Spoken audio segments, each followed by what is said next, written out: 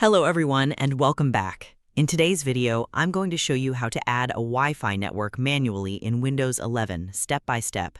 This is useful when a Wi-Fi network is hidden or doesn't appear in the list of available networks. So let's get started. First, click on the Start button and open Settings. In the Settings window, click on Network and Internet from the menu on the left. Next, select Wi-Fi. Scroll down and click on Manage Known Networks. Then, click on Add Network. A new window will appear where you can enter the details of the Wi-Fi network.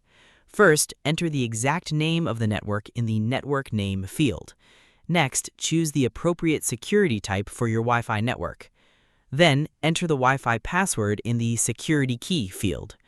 If you want Windows to connect to this network automatically whenever it is available, check the Connect Automatically option.